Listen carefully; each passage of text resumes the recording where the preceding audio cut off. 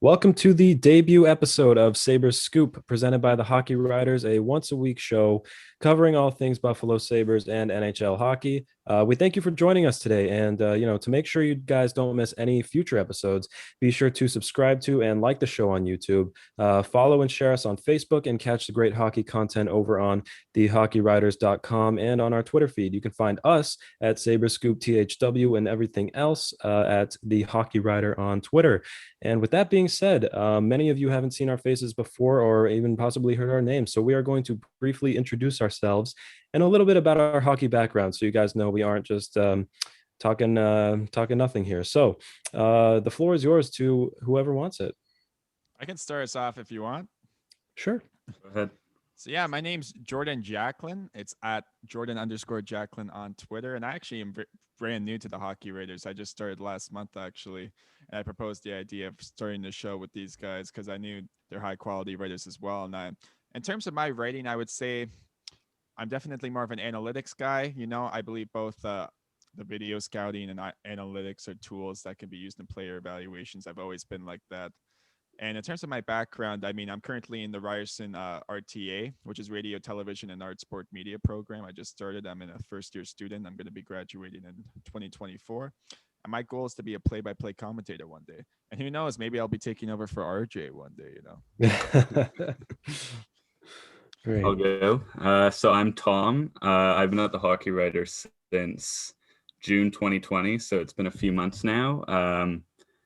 Kind of happened. I was at the University of Toronto for a couple of years. I switched between a few majors. I was in animal physiology, geography, tried out forestry. None of them were working. COVID hit, kind of had the time to sit down and consider my options. And I landed on journalism. I got into the Ryerson School of Journalism at Ryerson University. And that's kind of when I decided to apply at the Hockey Writers. And yeah, I've been doing that since, and I've loved it. I've been a hockey fan, hockey player my entire life. And yeah, I've really enjoyed covering the Sabres so far.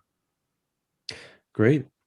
And last but not least, I am Brandon. I'm also pretty much brand new to the Hockey Writers, joined just around the same time that Jordan did last month in January. So it's a great way to start the new year. Very, very cool team to be a part of. As far as my hockey background, I grew up playing the game as well, grew up around the game. And, originally from California, I came out to Buffalo, where I'm currently based out of, Buffalo, New York.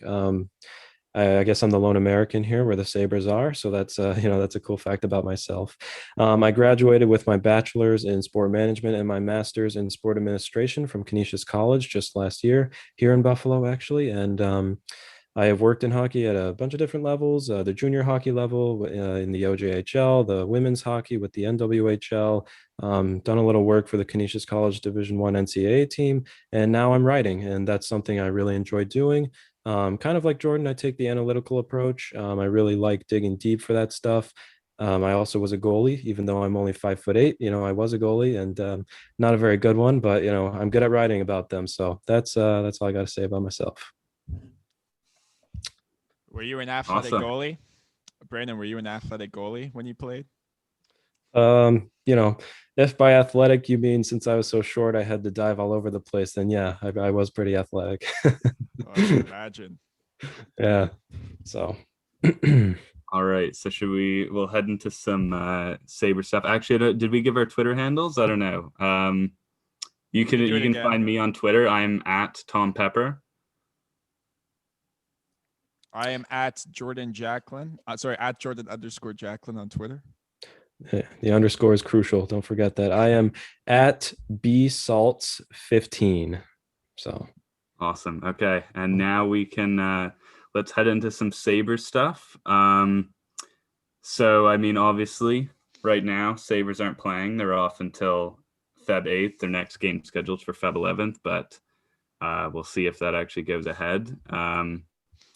So we've got 5 players so far on the COVID protocols list for the NHL. So that's Ristolainen, Hall, Reader, Montour, and now as of today we have it'll be tomorrow when you see this episode, but Jake Mccabe's also been added on there. So not great for the Sabres here. we got to hope this doesn't spread around. We got to hope there's not an outbreak here, because this could really set the Sabres back quite a bit, seeing as though they're already off for over a week. And this kind of all sparked from the games against New Jersey last weekend. So there was a whole, reportedly the Sabres had inquired to the NHL about the Devils, who had multiple players on their COVID protocols list going into the first game on Saturday. Game went ahead. Kyle Palmieri was pulled out after the first game, put onto the COVID protocols list. Sunday's game still went ahead. And now we have this situation. So I don't know what you guys' takes are on this, but it looks like quite a bit of a slip up here somewhere. Brandon, what do you have to say? Yeah, it definitely is a slip up, especially because of all the I guess the details that have come out. Being on our end, there's no way to know exactly how it happened, but the understanding that has been reached by those who have access to the team. John Vogel is one of the guys who has from the Athletic, who has really reported a lot about it, of how the Sabres made requests to both the Devils and to the league itself. And not only didn't receive the information they requested, but they were actually denied 2 days in a row. It was a back-to-back weekend series, and it results in their players and some of their staff contracting the virus. And so it is definitely something the team is and should be upset about, in my opinion, and I think they're right to be so. Alrighty, Sabres fans, sorry about the technical difficulties that we just faced. It's our first episode. We're clearly rookies here, like Dylan Cousins and Jack Quinn, We're having a difficult time here. But to elaborate on what Brandon was saying earlier, the Sabres are clearly upset with the lack of information they got from the National Hockey League, and they played a 2-game series with this team. Pretty much the entire staff and players have the coronavirus by the looks of it, or they're at least on the protocol. It went up to 17 players today. This is unacceptable. This shouldn't be happening in the NHL. And I know all the various leagues like the NFL, NBA, especially those two leagues, had their moments in the beginning of the season and they were able to push through it. I hope the NHL can. I know they just came up with 4 new protocols today, and hopefully some of those protocols will do justice, but this isn't okay to be happening. There are guys here that could seriously have serious health implications due to this. We're already seeing that with Marco Rossi. Like, he's currently in Austria, I believe, the Minnesota Wild's 9th overall pick from this past draft. He isn't playing right now because of the fact that he had the coronavirus.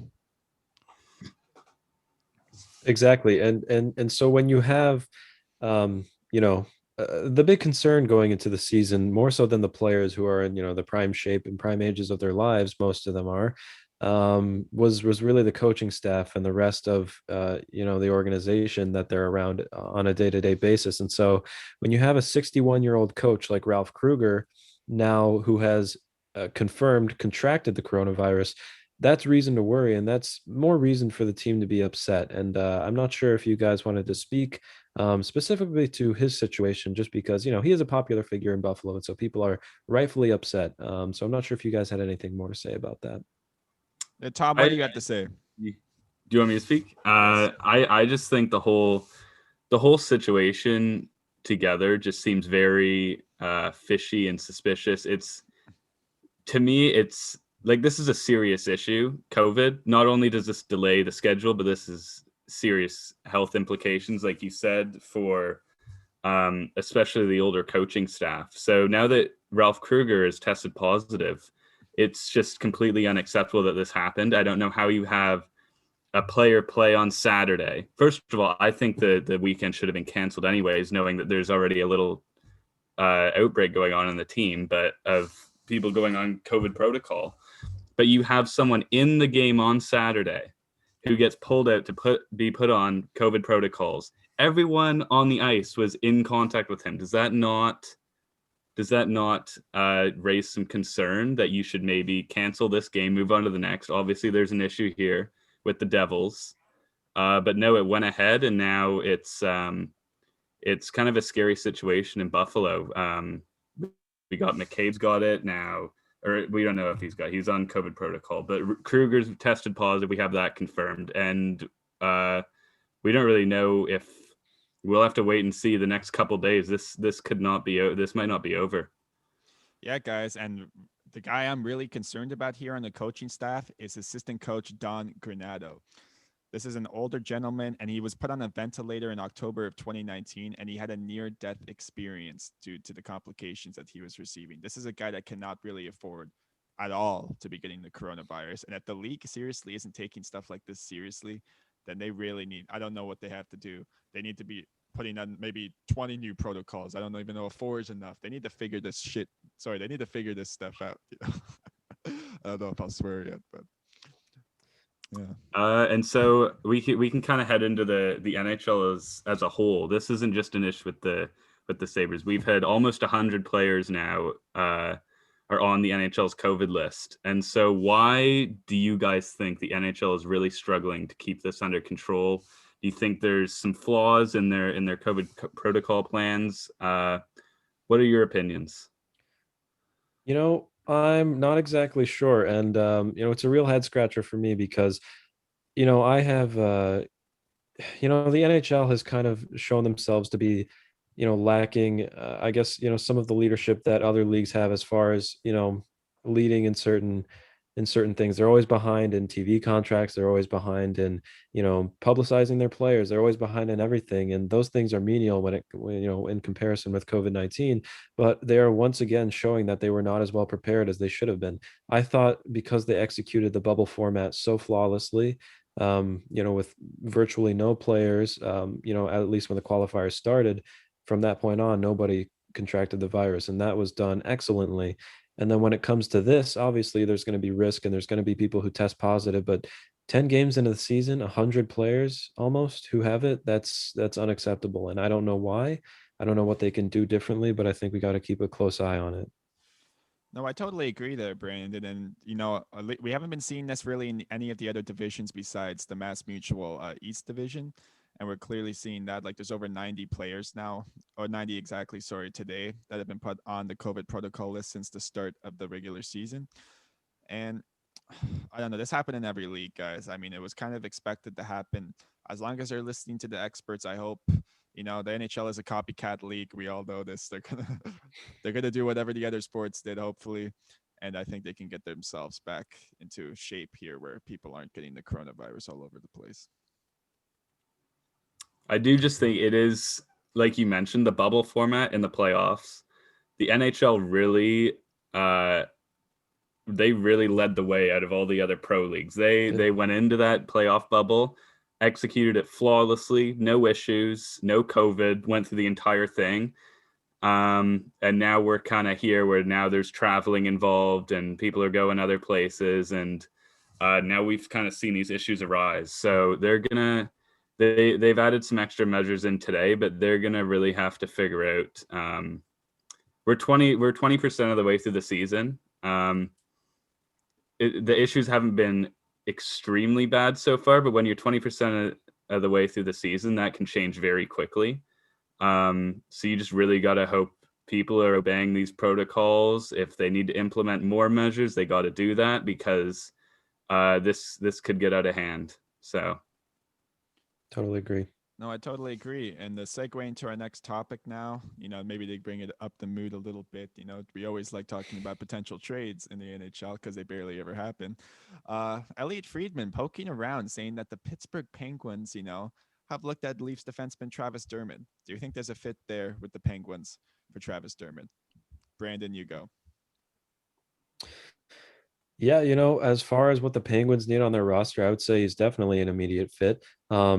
As far as, I don't want to play spoiler to anything, but, by the time this comes out, everybody will already know, as far as the state of that player right now, who left the game for the Leafs, I'm not sure how that's going to work. But, he is a good fit. It's just what will come in return to Toronto. And I know the Penguins and the Leafs have been pretty good trade partners in years, in recent years. You see Kapanen going both ways, and then other players as well. So I think even with a certain somebody who has been there in the past not there any longer, I think that they could make something work. Yeah. I do think it again is a possibility, but as you mentioned, now we got to see what happens He's gone out with an injury tonight, not returning to the game. Obviously, injuries play a big factor in a lot of trades. If there's an injured player, he ends up being out long term. It could have an effect. Yeah, I totally agree. Honestly, in this scenario here, we're seeing it now, with especially with all these players going out. There's a reason why even Victor Mete of the Montreal Canadiens, Mark Bergevin is just straight out saying he's not going to be traded. And this time, I think we can actually believe him, unlike the PK Subban situation, because you're going to need depth on your team for the playoffs. Because you literally the unexpected can happen at any time. You need as many players as you can, and I mean the Leafs have a lot of depth there. I mean, unless Pittsburgh literally gives them a first round pick, I don't really see any reason why Travis Dermott is not a Maple Leaf for the rest of this year.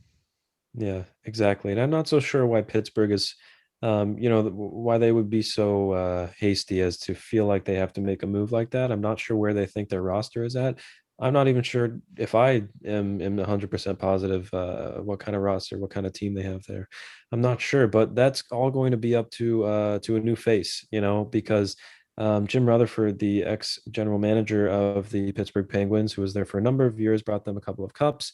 Um, he abruptly stepped down, and it was for personal reasons, and there was a lot behind it, but it was very abrupt. The ownership there in Pittsburgh was very caught off guard by it, and it took them by surprise, and took everybody by surprise, really, when we saw that news. So there's currently been an ongoing general manager search for the Pittsburgh Penguins organization, and we're not sure who's going to be there, and maybe that's the person who's going to pull the trigger on Travis Dermott. I don't know. But the question I want to pose to you guys is, who do we think is going to end up ultimately as GM of the Penguins? I mean, looking at the options here, I know Pierre McGuire's name has been floating around as it has the past 30 years, with that guy. I mean, it would be pretty entertaining to see someone in the would do if he became general manager.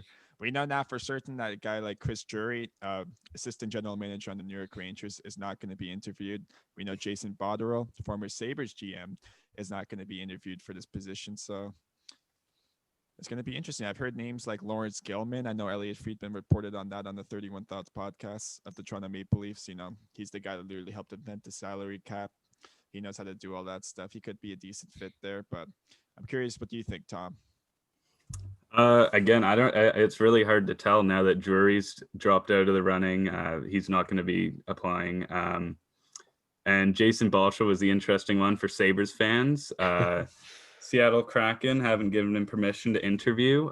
So it kind of seems like their top candidates are kind of falling apart here. So I think it's really going to be interesting. I think we're going to have to wait for more to come out about it, because the people that they've been discussing, it seems like none of them are either able to interview, interested in interviewing. So yeah, I really don't know how this is going to end. Yeah, and with Jason Botterill there, obviously the Pittsburgh connection for him, that's why he would be such a good fit, and that's why it's kind of interesting that he wasn't given permission by Seattle to interview there. But I guess it makes sense. He's pretty much brand new to the Seattle scene, and he's going to be a great help there. I think, he had a short stay in Buffalo and made some very questionable trades, but he has a good track record as far as his work in the AHL with the Pittsburgh organization, and we'll see where he ends up. But I'm not sure who the big candidate is.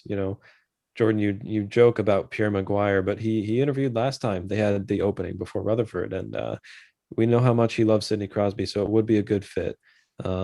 Yeah, not sure what they're going to go with, though. I actually have something to add on here. I've even heard John Ferguson Jr.'s name put out there. I've heard that one as well. We always hear this guy's name, It was literally a GM. Like, I think now it's been like 13 years since he was fired from the Leafs. But I mean, people seem to really respect this guy as an AGM. I mean, he's done decent work, I guess. He did help the Bruins win that Stanley Cup back in 2011, and they have built a good team. So maybe his track record suggests that maybe he's learned and changed. Who knows? I mean, Mike Gillis is even in the conversation, former Vancouver GM. Could there be a fit there? We don't really know. Exactly. Yeah, so just a reminder, guys, you're watching the Sabres Scoop presented by the Hockey Raiders. Make sure to subscribe and like the show on YouTube, follow and share on Facebook, and catch the great hockey content on thehockeyraiders.com and on our Twitter feed.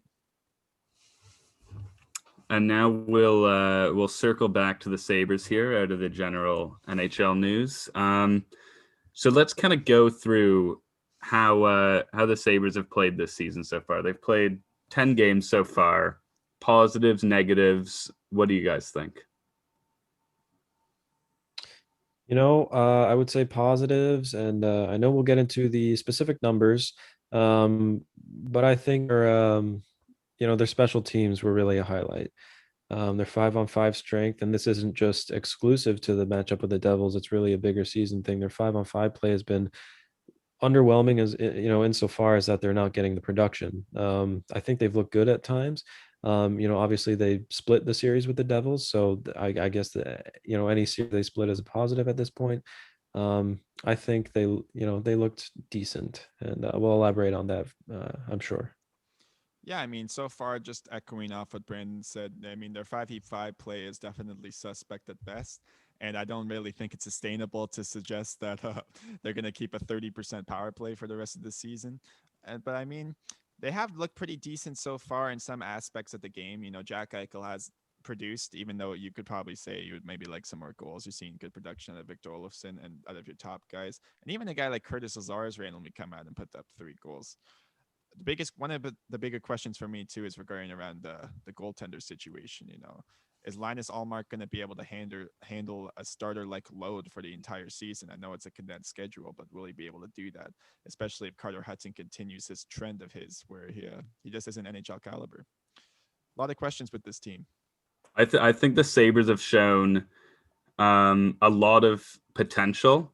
But it's also honestly come down to a lot of bad puck luck. The amount of times you'll see them hit the post, miss the net by a couple inches, and then you can throw there Jeff Skinner still doesn't have a goal. But the amount of scoring chances that guy gets every game, it's ridiculous. So, but there are a lot of issues. I find they're very inconsistent with their work ethic. They'll come out one game firing all cylinders. They'll come out the next game and it'll be a totally different team. So.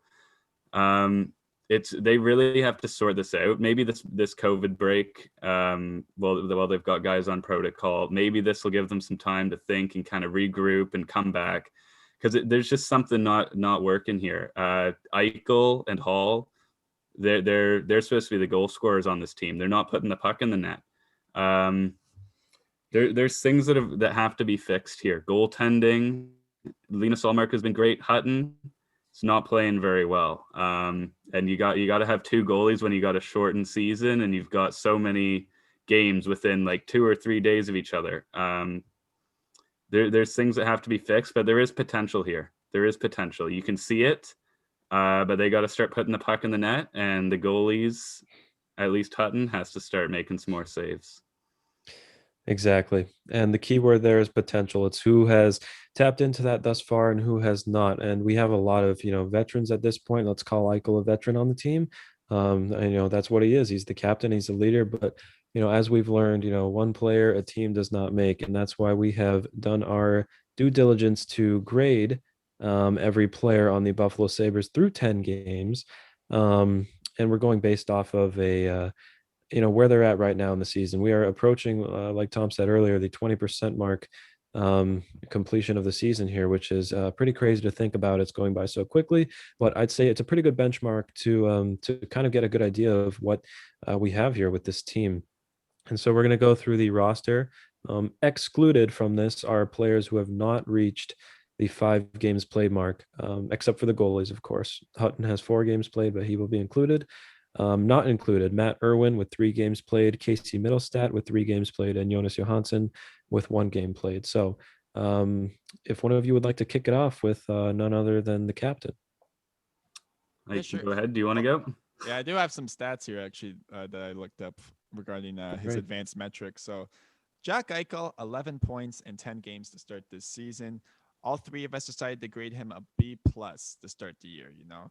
A superstar like Jack Eichel obviously has set the expectations so far high. Like most people with these numbers, you would give an A+ to, but for a guy like him who aspires to be a top 5 center in the game when he's at his peak, he's a B+ in my eyes. But the underlying numbers are suggesting that he is actually playing better via natural stat trick. He has a 61% Corsi for percentage. His expected goals for is 63%. So I think he's going to start putting the puck in the net soon. I think so as well. I mean, he's people have been complaining about the goal scoring. He has won a couple of the games here in the shootout for the Sabres. Goal scoring is something. Uh, I don't know if I'd be concerned about it because we know he has that potential. He's not a different player. He can put the puck in the net. He has 39 shots on goal this season, but he has to start putting it in the back of the net. That is the issue so far. 2 goals in your first 10 games for Jack Eichel. It's not enough. Same with Taylor Hall. These guys need to be putting the puck in the net. So B plus. He's playing well. He's getting points, but he's got to get the puck in the net. I'd say the B plus is a fair grade to give him. And for Eichel, people would say he had a slow start to the season. In reality, he had 6 assists in 5 games, which, like you said, for most players, that's not a slow start. But for him, that 0, that goose egg in the goal column that was a stain on, what had been an underwhelming start to the season for the whole team. So you look at, I don't think plus minus is the best measure, but the top 6 forwards are all pretty far in the minus column. So whether they're on the ice for more goals against, whether that's indicative of their play overall, it's probably not fair to say, but 7 power play points, that means that only 4 points even strength. I think you need a lot more production from your top player. And of course it boils down to the goals. He is a playmaker at heart, I think, but he's been shown to put the puck in the net. He has a lethal shot. I'd compare it to Austin Matthews' shot. Maybe the release isn't as quick, but the accuracy is just as good. And so I think that he has to start putting the puck in the net more. But I think a B plus is a pretty good spot for him right now. And under him, you have Victor Olufsen, who is the second highest points getter for the Sabres at this point. And I'm happy about that. I really am. Olufsen, he didn't get as fair a shake as he probably should have because of the big injury where he missed a lot of games in his last season. But before that, he was really lighting it up. He found his spot on the power play. It was kind of like opposite of Ovechkin's wheelhouse is Olufsen's wheelhouse. He has 4 goals and 6 assists for 10 points. What do we think of him so far, guys? Yeah, I mean, Victor Olufsen, the notebook on him is that his 5v5 play is definitely lacking, but as you said, his power play production, this is a guy that has certainly found his office in the NHL. And I mean, he may kind of be a one-trick pony, but if your one trick is that good, that makes you a decent player. And I mean, this is a guy that Sabres clearly value. And I do wonder what his potential is there. There was an opportunity there when he got to actually play with Jack Eichel on the line with Tate Thompson there, and that clearly didn't work. I just don't know if this is a guy that will ever really be more than just a power play specialist. What do you say, Tom? I think the same as well. He's got to produce more at 5-on-5, but him on the power play has been incredible. So 8 out of 10 of his points have come on the power play. So that's obviously very impressive. He's got 30 shots on goal this season. He's one of the top shots getter. He has one of the most shots on the Sabres this season. He had a very slow start to the season, but he's really starting to pick it up now. And like I wrote in a few of my articles, some of these players who were great last season, great seasons before, were going to come into the season and be slow because Sabres were off for almost a year. So you can't really expect them to come right back out, first game, no preseason, short training camp, and have these guys back to the regular form. So he's really heating up. We have him at a B right now, but I could see him definitely improving that. He's starting to heat up, but he's got to do more at 5-on-5. Yeah. Yeah, no, I totally agree with everything you guys said. I do think he has a very good shot. It shows with, 30 shots, he's confident in himself to shoot the puck, and his teammates are confident to get him the puck. The key here for him, just like we said for Eichel, is really going to be getting the 5-on-5 5v5 production going. That's very important, which brings us to Taylor Hall, the big offseason signing. Sabres went all in for 1 year. Many people were surprised that Taylor Hall landed in Buffalo, but here he is now with 9 points in 10 games, but very assist heavy. I'm interested to see, what you guys think. We also have him at a B, just like Olufsen. So. Yeah, Taylor Hall's. Oh, sorry. Yeah, you can go. Sorry. Okay.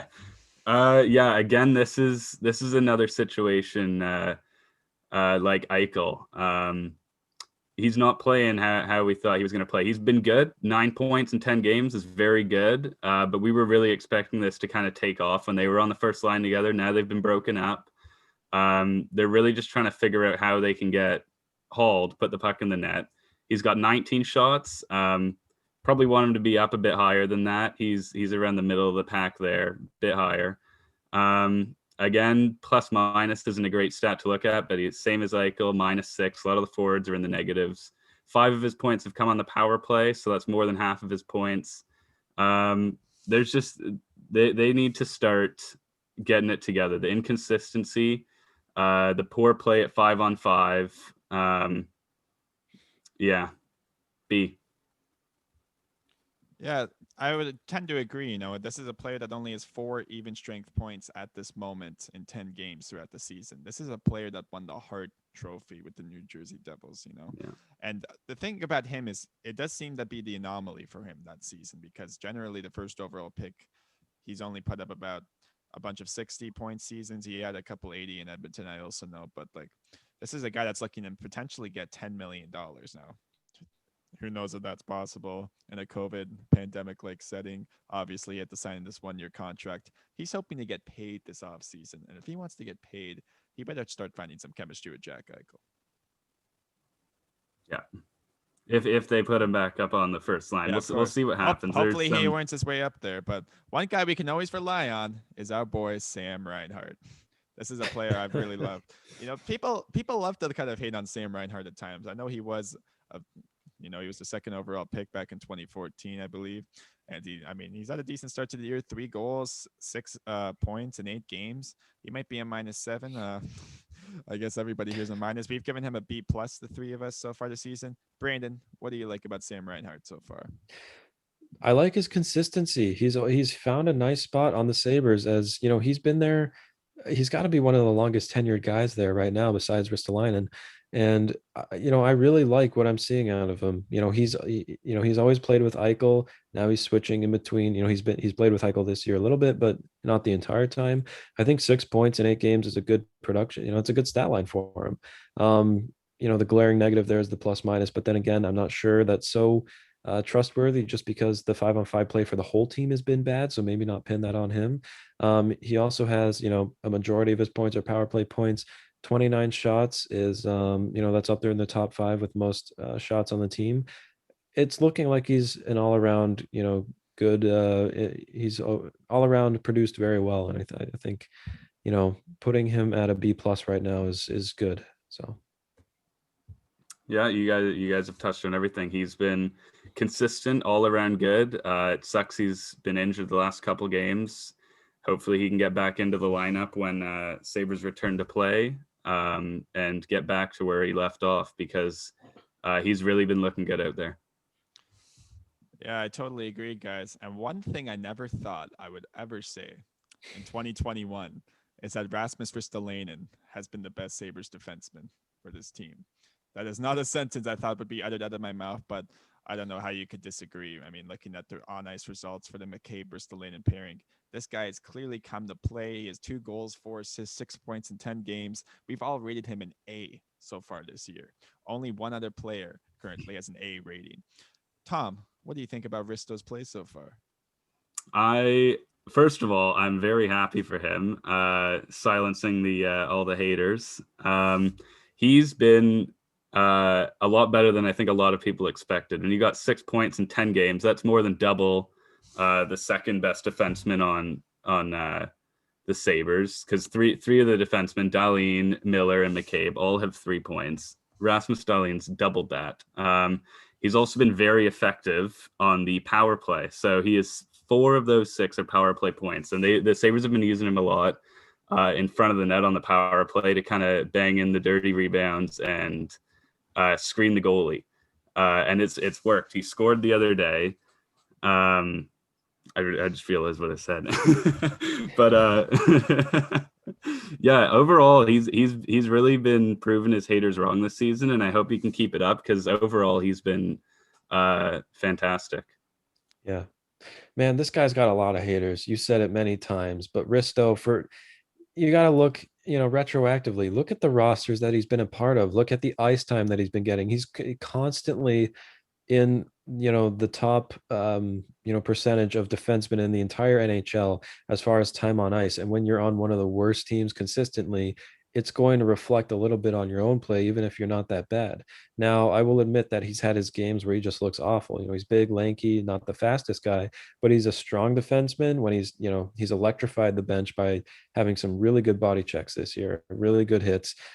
Physical player. He goes to the hard areas, all very generic stuff to say, but it's true. 2 goals, 4 assists for 6 points in 10 games. That's exactly what you want out of your number one defenseman right now. 20 shots on goal is a pretty unreal stat too. To get 2 shots a game from the blue line from one of your defensemen, that's the production you need. And getting the puck to the net is sometimes, especially with this roster you have with some of the bottom 6 forwards here, you need to get it to the net.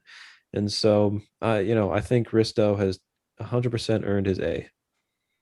No, I totally agree with you guys, man. And one player Yeah. that's really starting to surge now on the Sabres roster, he's clearly starting to look comfortable. He has 3 goals in his last 5 games.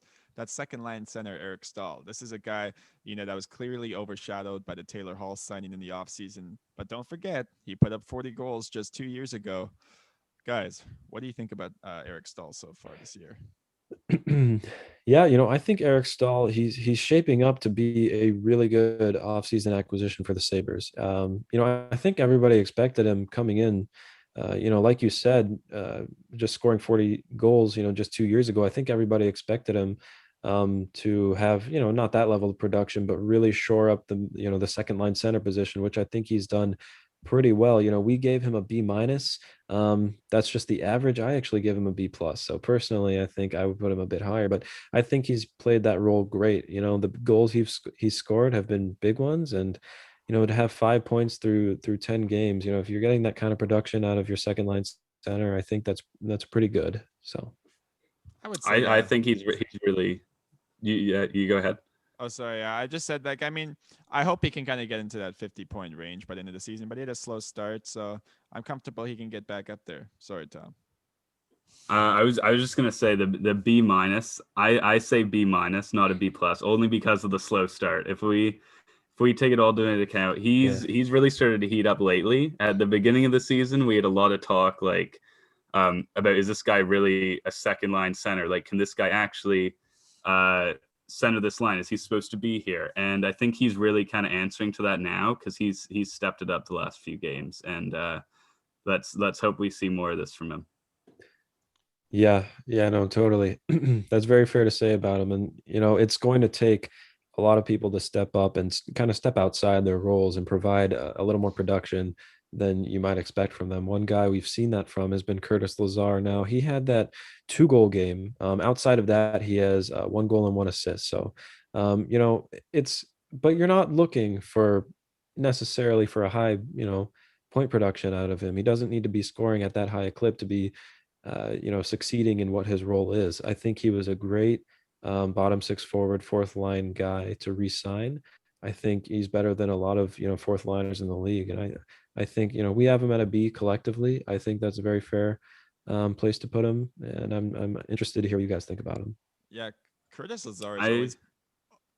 Sorry, you can go, Tom. I won't cut you off this time. Yeah, I think he's been solid. He's been doing his job. He's been putting the puck in the net a good amount for, again, what his role is. So yeah, I gave him a B. He's got 11 shots on goal. He's one of the only he's one of the only forwards that actually has a positive plus minus rating. So he's a +1. So when you look at the stats, when you watch him play, he's playing a solid game right now. That we're getting a good game out of Curtis Lazar, and he's proven that he should be on this team. Yeah, Curtis Lazar for me has always been a fascinating player to watch, even from his junior days. He played with Connor McDavid for Team Canada. He looked like he was going to be a second line scoring threat for the Ottawa Senators. That didn't work out. He found his way to Buffalo now, and he's got 3 goals in 10 games. Maybe he can be, if he can stabilize himself on a third, fourth line here. I think he could be a decent contributor for a Stanley Cup contender. Yeah, that's what I got to say about that. Yeah. So that can lead us into our next player, Toby Reader. We all collectively gave him a B. Similar to Curtis Lazar, he's been very solid, especially in his role. So this season he's got 3 points in 10 games, all goals. Only a -1 compared to, you got the higher up lines. It seems like the lower lines here are on for less of the goals against, which is actually pretty interesting. But again, he's been great. He's putting the puck in the net down there on the bottom six. 16 shots on goal. I like what I'm seeing. How about you guys? Yeah, Toby Reader, the knock on him coming in was that he had scored an astoundingly low number of goals in the past 2 seasons. I think it was like 7 or 8 goals over the last 2 seasons or whatever. And people are like, oh, well, you want more production out of your bottom six, and this is who you sign. He's kind of silenced, that group of people, because 3 goals in 10 games for some playing the amount of ice time that he's had, which I think is hovering around 11 to 12 minutes. I'd say that's pretty good for him, especially given the line mates he's been paired with, all these games. So I think, having him at a B, that's not a knock on him at all. I think that's actually quite, the good praise for him. So I think he's been a pleasant surprise of a signing. Yeah, for me, Tobias Reader is interesting because if you actually look at his 3-year WAR timeline, which if you're unfamiliar with WAR, which is wins above replacement, you can usually find that on evolvinghockey.com. He's the third worst player in the entire NHL with a -2.3 wins above replacement. Obviously, he had that season where he just couldn't score at all in Edmonton, and obviously, famously, he was blamed for the Oilers not making the playoffs. It was all on Toby Reader. But I think Toby Reader, he's always a player. He's another one of those guys kind of similar to Curtis Lazar, actually, where I've always followed. And I mean, he's going to if he can score 10 goals for the Sabres, maybe the Sabres make the playoffs. Yeah, maybe. Hey, 10 goals out of those kinds of guys, that'll get you there. If your top guys step up, of course. You need more than 1 goal out of Hall, but we'll see. We'll see if we get that. Yeah, we'll see. We'll see what these veteran, bottom six guys can do. But what about the rookie, Dylan Cousins, the 8th overall pick after after Kirby Dach went down. He co-captained the team with Bowen Byram at Team Canada this past year's World Junior Championships. He's got 2 goals, 1 assist, 3 points in 9 games. We're all giving him a B plus. He looks like an NHLer out there. What do you think, Tom? He does. He's really settled in well. I wrote a bit about Team Canada for the Hockey Writers while he was there playing. He had an outstanding tournament, and he really just carried that right into the NHL. I don't think everyone was expecting him to flow in as nicely as he had, but he's really earned his place there. He's really looking like an NHLer. He looks like he fits right in. He's got 3 points in 9 games, 2 goals. Again, he's one of the only ones with a positive rating in the forwards. He's a +1. And I've really liked what I've seen from him. He's blending in well, and I think he has a lot of potential. For sure. Yeah. You mentioned his play, in the World Juniors for Team Canada as the captain there. Just seeing him be so dominant and then come to the NHL and, score his first goal, which was a really exciting moment, and score his second goal and now have 3 points in 9 games. It looks like he's starting to get more comfortable. I'd say, he would even have a higher rating than a B plus were it not for, personally, I think maybe he just looked a little shy, I guess, coming in because he's surrounded by so many other players like Eichel, Olufsen, Hall, Reinhardt, all those guys. But then when he finally got comfortable after that first goal, he's looked like, yeah, he fits right in, and he's looking good. I'm excited for him. He's looking like a much more promising young gun than Middlestat is. So, hope he turns out to be. And an interesting thing that kind of went unnoticed, I was mentioning it when he went into his first game. He's the first NHL player from Whitehorse, Yukon in 40 years, which is a very impressive thing that I feel like went a bit under the radar. So it's incredible the story he's having right now. He's coming into the Sabres. He's playing well. He's making his hometown proud. And yeah, there's not a lot that we can complain about right now. Very cool. No, yeah, I totally agree, guys. And now we got to talk about the players named Rasmus on this team. We already talked about one. Let's talk about the other, Rasmus Delene, the 2018 first overall pick. This is a guy that had Erik Karlsson level comparisons coming in. He hasn't had the greatest season to start off, as evident. We've all rated him as C plus. He's got 1 goal, 2 assists for 3 points in 10 games. And one great tweet I just saw is Rasmus Delene has the best puck skills I've ever seen for a guy who routinely fumbles pucks away under no pressure. That's kind of like his identity. He can, his edge work is so smooth. We saw that even in Sweden in the World Juniors back in the day. What do you guys think about Rasmus Delene? And can this guy eventually be the #1 guy for the Sabres? Yeah, you would hope so.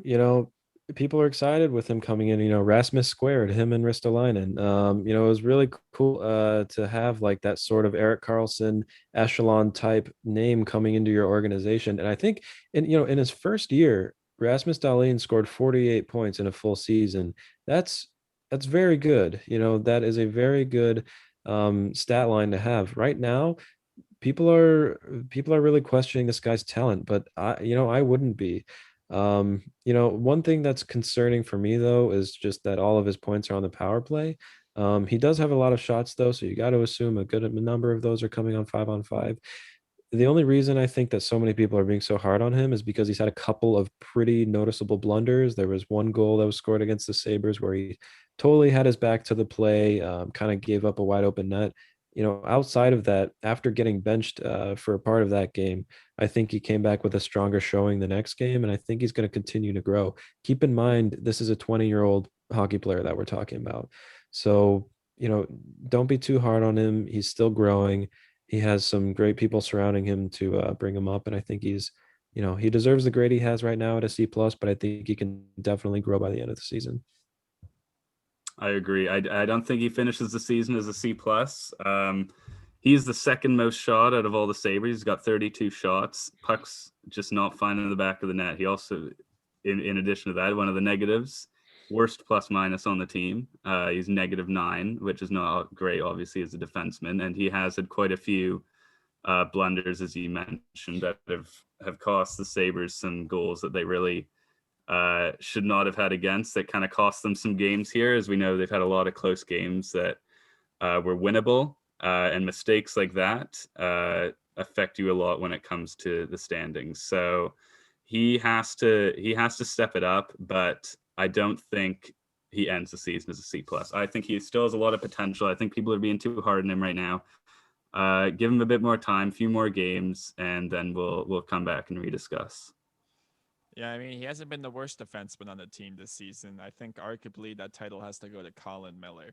And honestly, with Colin Miller, we've all rated him as C rating so far. He's got 3 points in 10 games, which isn't bad for a player of his caliber. He's a -7, though. He's interesting, too, because as a Leafs fan, actually, I wanted the team to acquire him a few years ago because he had some of the best underlying metrics, and that have just completely since going to Buffalo. So what do you guys think of Colin Miller? Is this guy even worth like a roster spot? Should he be playing? What do you think? I think as far as what the Sabres have, he is worth the roster spot. And that's just because of their organizational depth. When they acquired him, like you said, Jordan, back, when he was leaving Vegas, I believe it was the team he came from. Back when he was acquired, people were excited because, and I had always said like, oh, this guy is a top 4 on any team. And right now he's not really looking like that. He's playing, I think he's playing a decent amount of minutes. I think he's getting the opportunities. I think he's been out there for a couple overtimes as well, for a certain amount of time. And I just don't know if he deserves it just based on his play. I'm not sure exactly what kind of guy he is, to be completely honest. So I think at a C is where he belongs. But yeah, I think he's worth the roster spot. Give him, a shot, but I'm not sure what to think about him really. Yeah, again, everything you guys have said, I think he's a C at this point. He's nothing. He hasn't been anything special, but he also hasn't been awful. So C, hopefully he can step it up. But I also do think he deserves to be on this team. Yeah, we'll see what happens. But so far, not great, but not terrible. So Yeah, that seems to be the the general theme for a lot of these guys, and the general theme for the team too, which I know we'll get into. At a 4-4-2 record, there's a lot to pick apart there. One guy that we are a lot higher on than we were for Colin Miller is Jake McCabe, and this is a guy who's been with the team for a while too. Also, a guy who flourished in the World Juniors. Another one of those guys who, coming into the NHL, a lot was expected of him. The onus was going to be on him to really lead the team, and I think he's blossomed into a leader. Jake McCabe has. Not quite the player that a lot of people thought he was going to be, but I think he's played very solid, earning him an A- average grade from all of us. Do one of you want to take it away I think from Jordan should get this one. I read an Yeah, article on it recently. I wrote an article about the Mccabe versus Delene pairing and how it's actually been one of the best pairings in the NHL. It's in top 10 in a lot of metrics. And McCabe, man, this is a player I've always kind of liked. He got in that fight early on in the season against Brendan Dillon at the Washington Capitals. He's a guy that's going to step up for your teammate. He can throw some hits, and honestly, he makes decent plays with the puck. He's a +2 so far to start off the year. Not that I'm plus minus is whatever, but I mean, by all defensive metrics, he's looked pretty good. This is a player I really like, and I really like what he's doing for this team.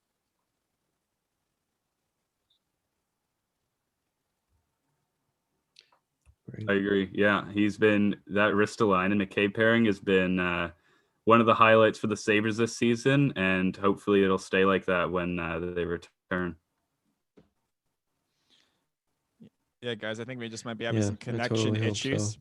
But oh, sorry, did you get your opinion in there, Brandon? No, Oh, are we all good on the technical end? I think we're doing okay. Our next guy, though, this is literally just a guy on the Sabres. And by that guy, I'm talking about Riley Sheahan. One interesting fact about Riley Sheahan is he's the last NHL player to score at Joe Louis Arena. That's the year where he had 0 goals, I believe, in 81 games. He scores 2 goals in the final games of the Red Wings. So at least he did that. And he's been okay. I mean, on the faceoff rate, he's actually been pretty helpful in that department. He's got a goal, 2 points in 10 games. Even a plus player, he's a +1. Look at that. Only got 4 shots though. What is your take on Riley Sheahan? I'm going to go with Tom. We've got him at a C-, and honestly, he hasn't really been noticeable. You don't see much from him there. He's got 2 points in 10 games, 4 shots on goal. He's I don't know what to say about him. He's not doing. He came into training camp. He earned a spot on the team there, but he hasn't really done much. He's just kind of sitting there. He needs to kind of make a bit of noise here, but there's not a lot to say. C-. Yeah. Yeah, I feel like Sheahan was supposed to be a skill guy, and then he's kind of he hasn't been that, and he's in a role where he's not really allowed to the guys you have down in Rochester with the Americans. Is he better than like CJ Smith, who's played with the Sabres a little bit? Is he better than Rasmus Asplund, who got a game in this year? I don't know the answer to that, but I would wager that some of those guys probably deserve the roster spot more than he does. I'd even wager that a C- is a little too generous for Sheahan. He's been kind of invisible out there. So that's what I have to say about him. No, I can see where you're coming from, man. He's literally just a guy to me. Interesting enough, though, we're talking about disappointing defensemen. The Sabres just love those. This is a guy that people were highly on, too. I remember during his time as a Duck, Brandon Montour. He's got 2 assists in 10 games. He's a -6. I think the potential's there that he'll probably rebound at some point this season. I don't think he's going to maintain this level of play, but even since becoming a Sabre, this is a guy that hasn't really played that well since joining the team, What is your take on him, Brandon? What do you think? Yeah, I was kind of willing to give him more of a shot because he was injured for a good amount of time, before this season. And so I said, yeah, hey, he's coming into this season just as fresh as anybody else. Let's see what he can do. And so I'm not sure that he's really grasped the opportunity as well as he could have. 2 assists in 10 games, for a guy who I view as having he has a flash of offensive flair. At least I thought he looked that way. And when he was with Anaheim, and I got to watch him a lot being out on the West Coast. So I don't think he's lived up to that at all, what he's supposed to have been for the Sabres. The Sabres gave up, Brendan Gooley, would he have been sort of the same type of defenseman as Montour? Probably, but I mean, the right shot helps on on a team for a defenseman, but I'm not sure that there's much else to say about him at this point. No, there's really not. He's he's another player. We say this with a lot of these Sabres players now. There's potential, but it's really not shining through the first 10 games at least. 2 assists, 10 games. That's not enough from someone who's supposed to be up there as one of your better defensemen. He does have 17 shots on goal. But he's not stepping up. He's not one of the players you really notice out there. And hopefully that'll change. But I mean, he's been in the league a few years now. And you're kind of running out of time here. So we'll see if that changes the rest of the way. But through the first 10 games, not that impressed. Yeah, I gotta not help to but agree with you. I mean, if you're not gonna press, at least be somewhat of a young player. And that's what we can say of Henry Jokiharju. Although he does have his moments, I'll say. I mean, I'm being a little bit hard on the guy, but he's even got Hey, that one goal was pretty nice, huh? That was a nice goal. You remember that one? He's got one goal in 7 Yeah. games. He's been banged up too. He's gotten injured so far to start this season. I mean, this is a play that was treated for Alex Nylander. Most people thought it was a fleece for the Sabres. They got him. And I mean, he has showcased some potential. I think he could potentially be a top 4 guy. I just don't know if he's ready to be that yet. Tom, what do you think of Jokiharju? Again, another player that's not living up to the hype. He has been injured a few games. He's only got 7 games in yet, so you don't have the same number of games to judge him by. But he's not doing enough. Again, 1 goal, no assists, 7 games. He's got 7 shots on net. That's 1 shot a game. He has to step it up.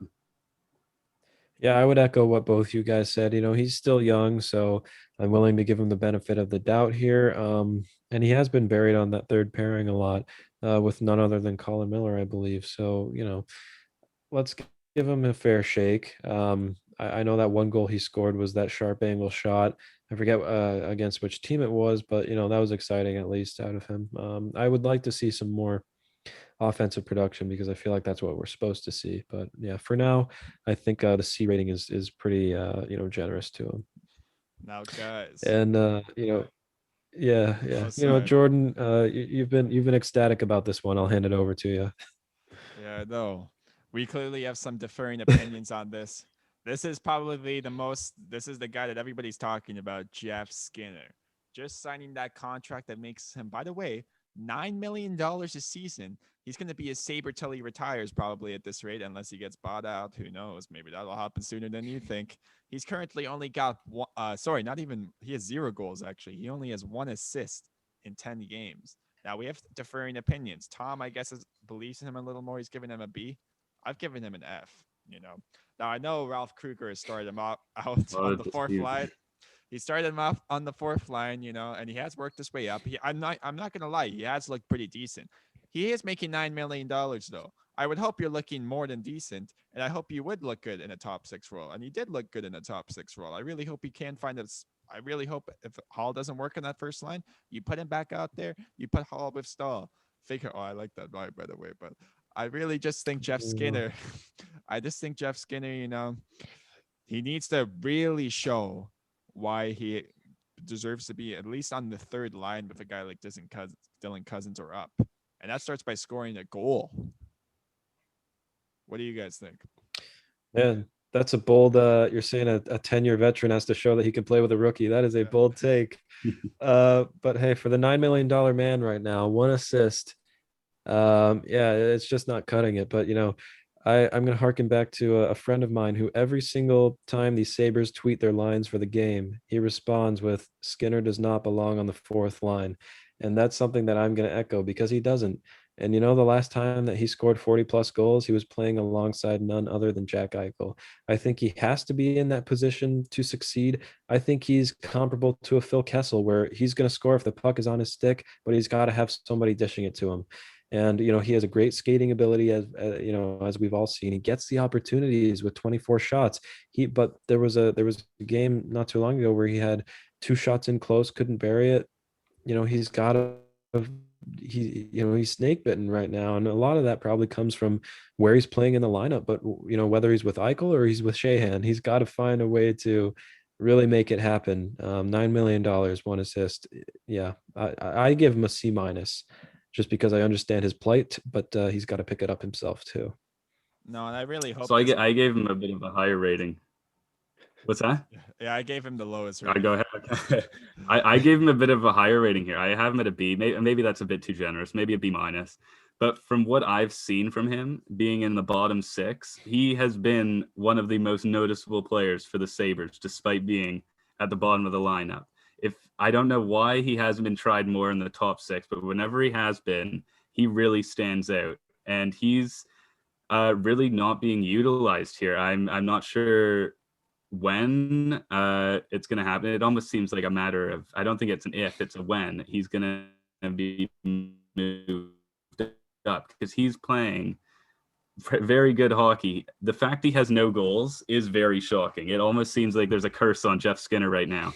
The amount of posts, the amount of missing the net by an inch, he is so close. He's so close every time, but it just doesn't go in. And that's the issue here. So I understand the low grades, but considering where he is and how close he's getting, I give him a B, but I know he's not getting it done. So I can totally get the low ratings. Hey man, this is how I see it. If you have the same amount of point totals 10 games into the season as Cody Eakin, I think you got to produce a little more, And that could segue us into our next player evaluation, Cody Eakin. 1 assist, although that was a pretty gorgeous assist that he assisted on, but if I'm recalling that play right. And only 1 assist in 10 games. He's a -2. We've all graded him C. He only has 4 shots on net. Can win faceoffs though, as Tom's gonna point out, I'm sure. But because that's really all we could say about him. Like, he wins faceoffs and is a player on the Buffalo Sabres. So what do you think, Tom? Yeah, he's been great in the. He's been solid in the faceoff circle. He's 59.7% in the faceoff circle. But other than that, again, this is another player who really has been pretty invisible on the ice. He has 4 shots, 1 assist, obviously, and it's just, I don't know. I think when they brought him in, I don't think this is what they were expecting out of him. They have the faceoffs are a good plus side. They used him in an OT game. I don't remember who it was against, but he won the opening faceoff for the Sabres. So they trust him in the faceoff dot. But in terms of play and playmaking, he really hasn't stood out whatsoever. I would totally agree. He's a player who has had a little more offensive upside in the past, and I think they were kind of expecting him to tap into that. Maybe he's not just clicking yet with his line mates. That near 60% face-off win percentage, that certainly helps. Whether it's like a crucial tie game, or you're up 1 defending on, like, you draw a penalty, whatever, or take a penalty rather. That's a good situation to have him in, to win the face-off and clear it. But other than that, I don't think he's been anything special. So I think he's earned a C rating. Yeah, I have to agree with you guys. And yeah, we're all talking about guys with just 1 assist. The guy we're about to mention, I wish he had a heck of a lot more than 1 assist. Tate Thompson. Granted, he's only played 5 games, but he did start the year out on the first line. So I'm curious, Jordan, would you elaborate a little bit on Tate Thompson and how you think he's been this year? Oh, he was gifted an opportunity on the first line. Gifted, man. Now, he did look amazing. He did make some really nice moves in training camp. He was scoring some goals in scrimmage camp, may I say. So who knows? Maybe that just shows the Sabres aren't as great as we think we are if they give Tate Thompson scoring goals. But, you're playing next to Jack Eichel and Taylor Hall, and you can't, produce with those guys. I'm sorry. This is the player you traded Ryan O'Reilly for, nonetheless. Yeah. And you can't even play with Jack Eichel. He's got only 1 assist in 5 games. He's a -2. We've all given him a C rating. If he continues to play like this, I'm giving him he's going to be a D-rated player if he continues to play like this. He needs to show that he's an NHL player. This isn't funny anymore. This guy was drafted in 2016, and he was an overager, may I tell you. Like, this is a guy that should be in the NHL right now. Tate Thompson, prove you belong, man. It is really disappointing to see. There was a lot of talk coming into this season that he was going to be a new man this season. He was going to come in, he was going to fire it up. He put on more muscle over the season. He was training all season. Like, people were expecting a lot from him, and he comes in, gets an opportunity on the first line, and he doesn't get it done. He's got 8 shots through the 5 games. So it's not enough, especially if you're getting first line minutes to start.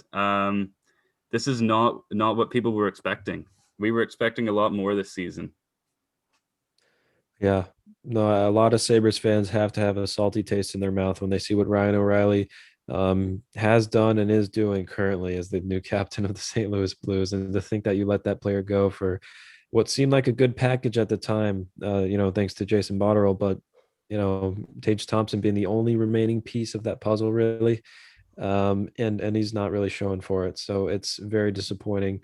You got to hope a guy like that gets going. He was buried with the Amherst in the AHL for a while, had some time to develop down there, get stronger, used to playing around professionals, and it doesn't show. So that is very disappointing. He is still a young guy. I think, what is he, 21, 22 still? So, he's, he could get going, but I'm starting to think that what we've seen is what we're going to get, sadly.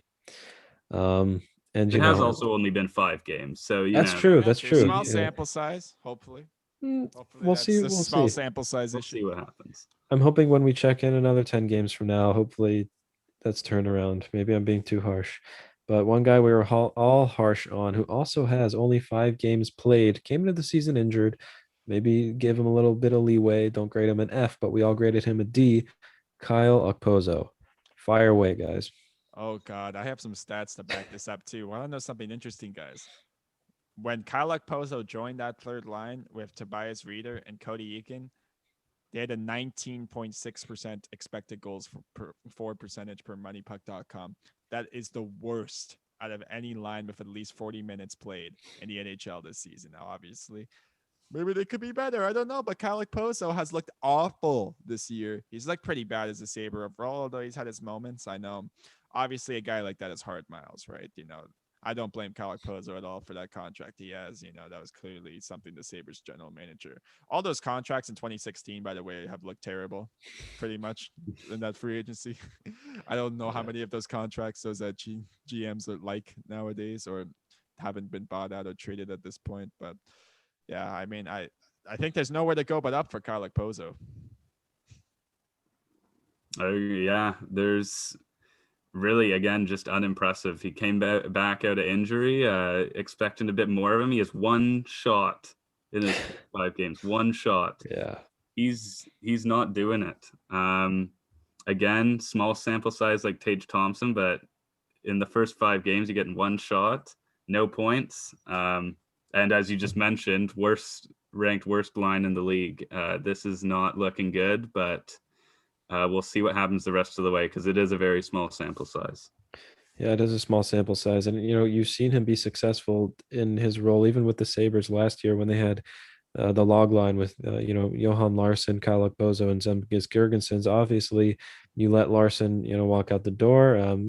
That's all, good and well. But then you lose Girgensons to injury, and it kind of shakes things up. It opens the door for other guys, but also Okpozo is without his line mates and hasn't really found chemistry. As you said, that line immediately dropped to worst expected goals for when they're on the ice in the league, and that is not a good thing to have attached to your name.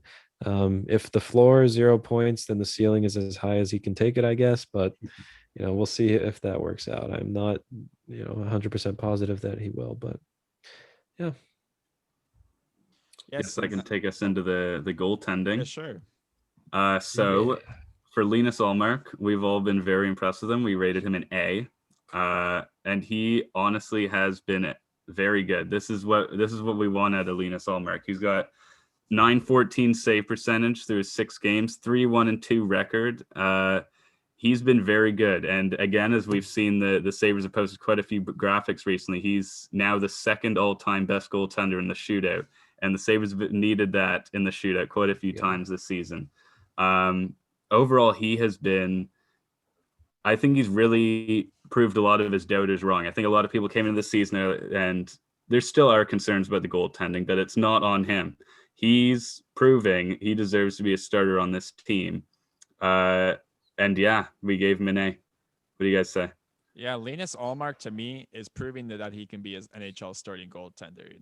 Now it remains to be seen if he can handle the workload of a starting goaltender. For a 56 game season, can he play 35, maybe even 40 games? Will Carter Hutton, even provide decent backup support for him? That's where all remains to be seen.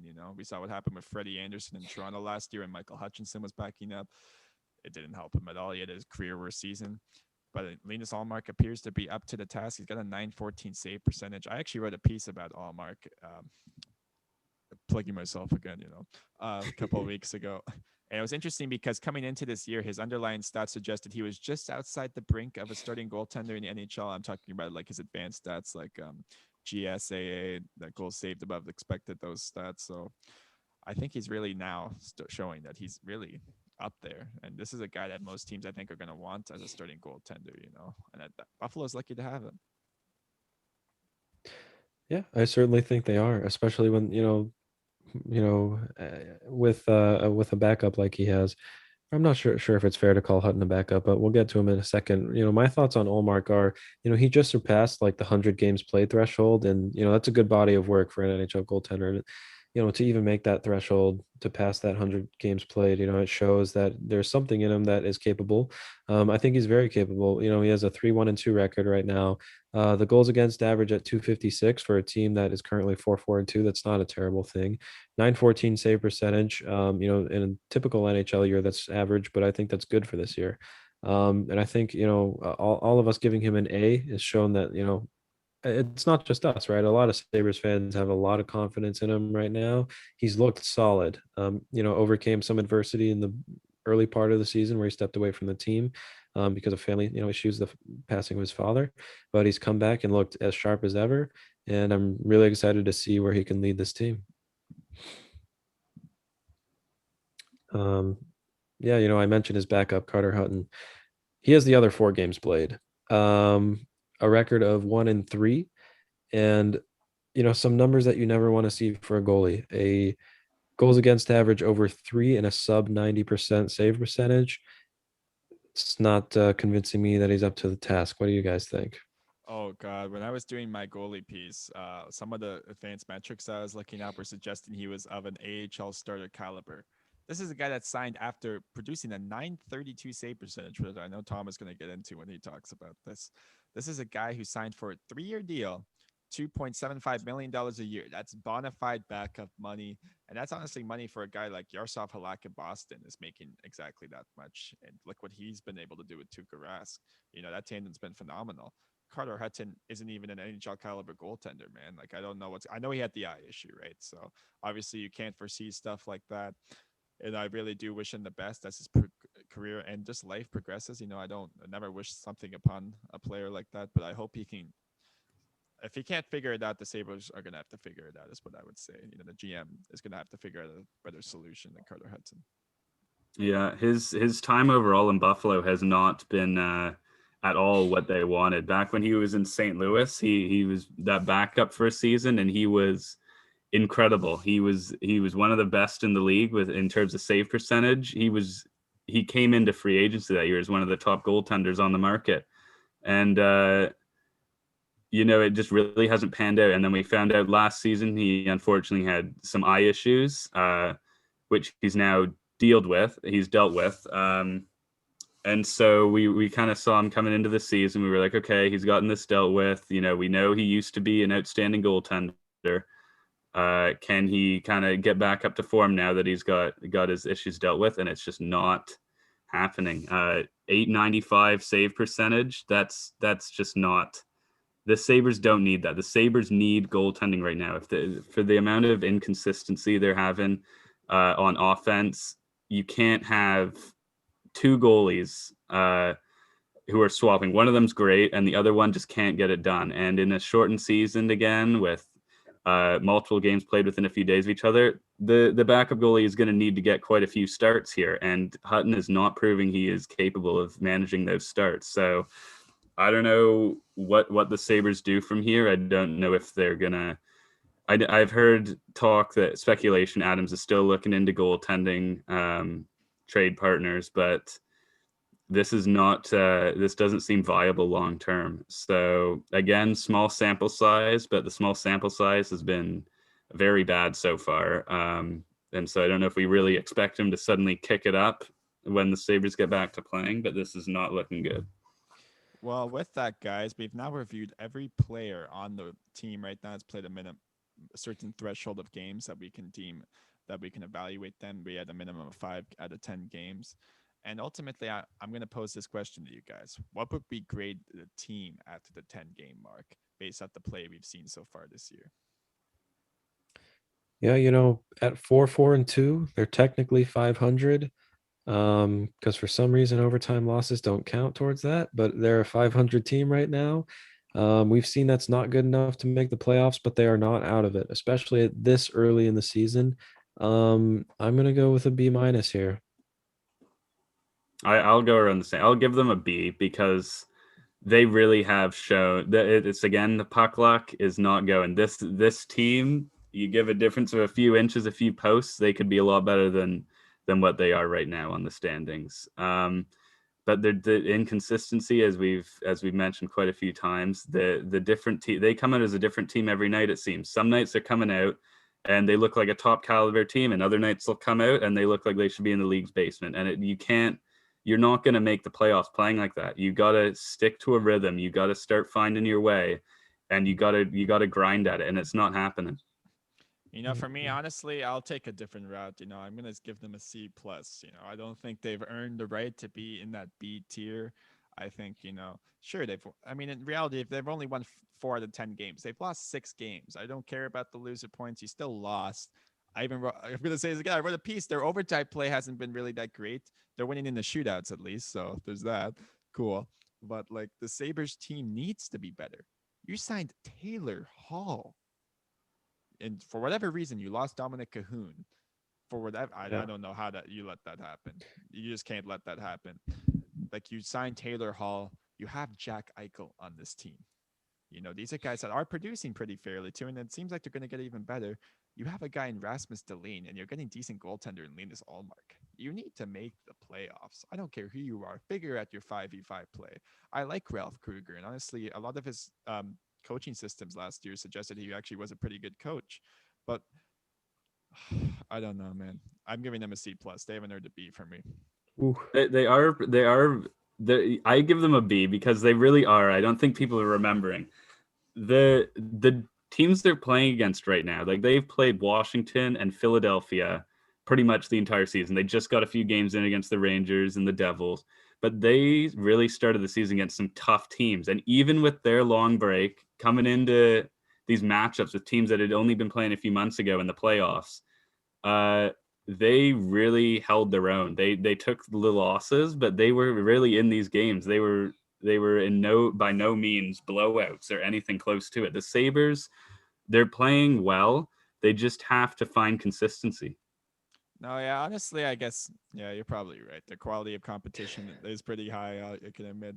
And these are close, but at some point, you got to start winning the games, man. If you go 4-4-2 in these next 10, I don't know, man. I don't know if that will cut it.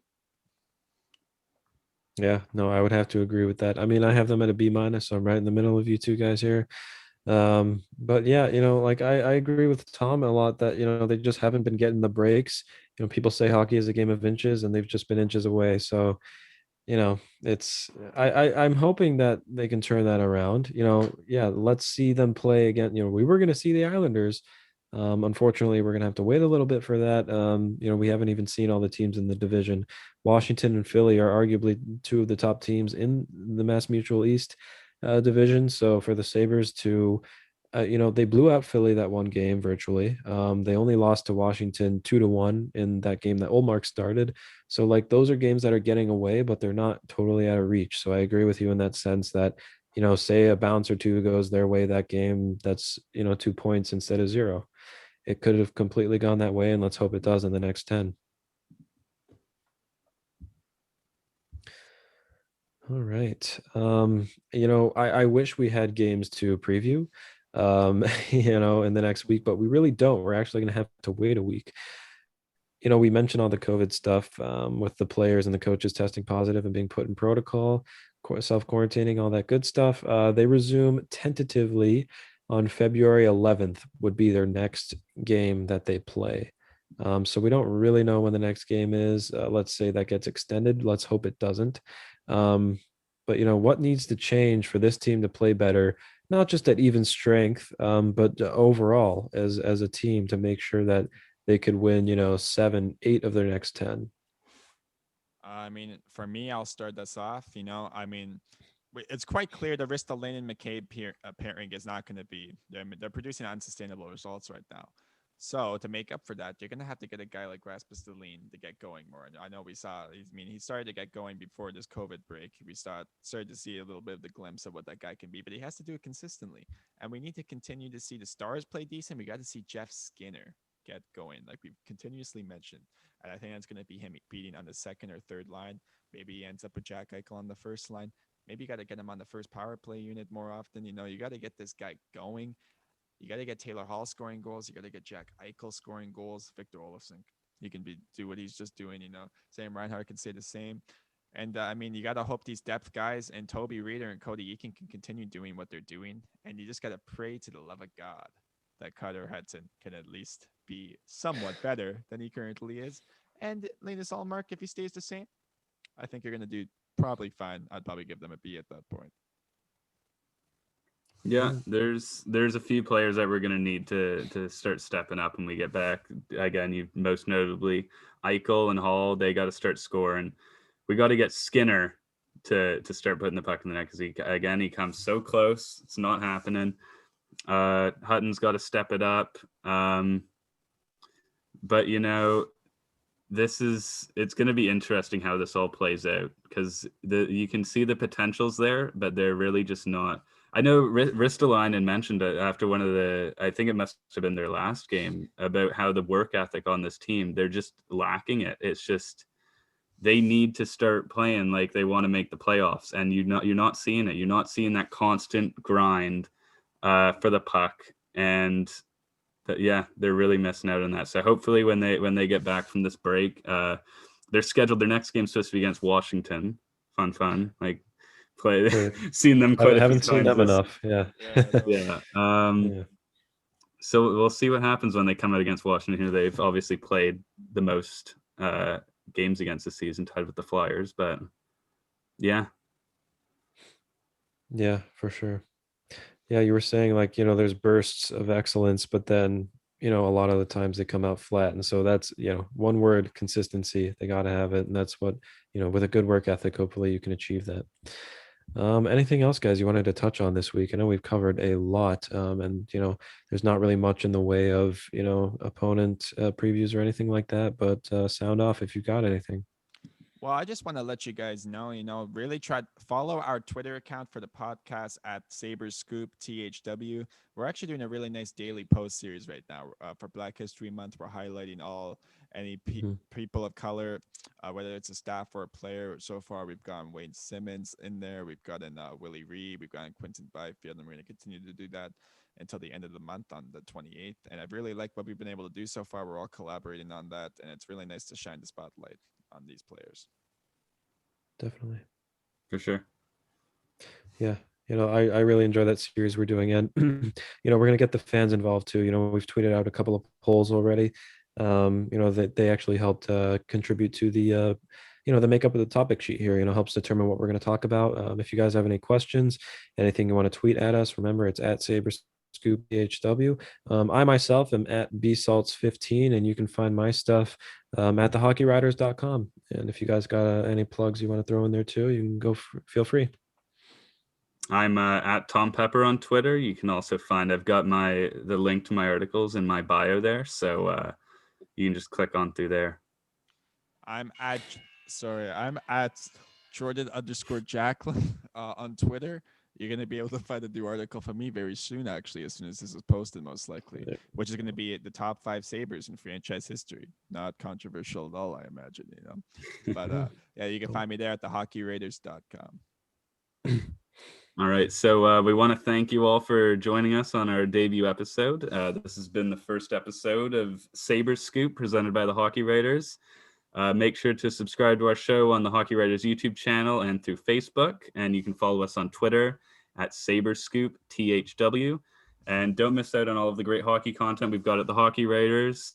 For Jordan, Brandon, and Tom, this has been Sabres Scoop, and we'll see you next time. See you guys in the next one. We'll try to be better prepared. Until next time.